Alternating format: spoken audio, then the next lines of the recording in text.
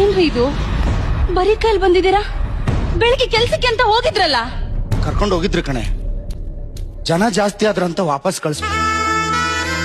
ಮಕ್ಕಳು ಹಸ್ಕೊಂಡಿದ್ದಾರೆ, ಇವತ್ತೊಂದಿನ ಕೆಲಸ ಕೊಡಿ ಅಂತ ಕಾಲಿಡ್ದು ಬೇಡ್ಕೊಂಡೆ. ಕೆಲಸ ಇಲ್ಲ ಅಂದ್ಬಿಟ್ರು. ಅಪ್ಪ ಹೊಟ್ಟೆ ಹಶು, ಅಮ್ಮಂಗೆ ಹೇಳು ಅಡ್ಗೆ ಮಾಡಕ್ಕೆ. ಬರೀ ನೀರ್ ಕುಡ್ದು ಕುಡ್ದು ತಲೆ ತಿರುಗ್ತದ ಅಪ್ಪ.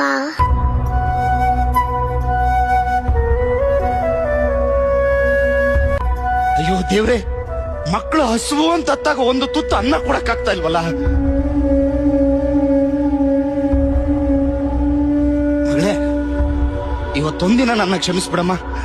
ನಾಳೆಯಿಂದ ಹೊಟ್ಟೆ ತುಂಬಾ ಊಟ ಹಾಕ್ತೀನಿ. ಯಾಕ್ರಿ ಆ ಮಗುಗ್ ಸುಳ್ಳು ಆಸೆ ಹುಟ್ಟಿಸ್ತೀರಾ? ನಾಳೆ ಎಲ್ಲಿಂದ ಬರುತ್ತೆ? ಸುಳ್ಳು ಆಸೆ ಎಲ್ಲ ಕಡೆ. ನಾಳೆ ನಾನು ರಕ್ತ ಕೊಟ್ಟಾದ್ರೂ ಮನೆಗೆ ಅಕ್ಕಿ ಬೆಳೆ ತಗೊಂಡ್ ಬರ್ತೀನಿ.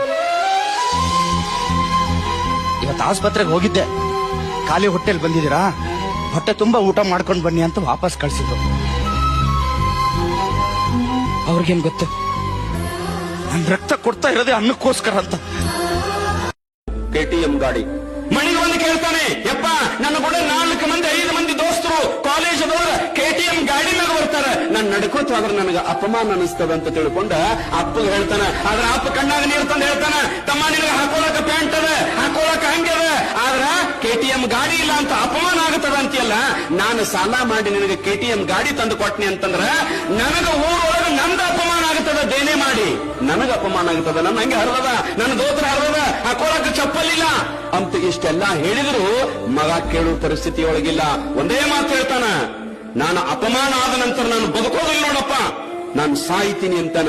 ಆ ಕ್ಷಣ ಅಪ್ಪ ಏನ್ ಮಾಡ್ಬೇಕು? KTM ಗಾಡಿ ತಂದು ಕೊಡ್ತಾನೆ.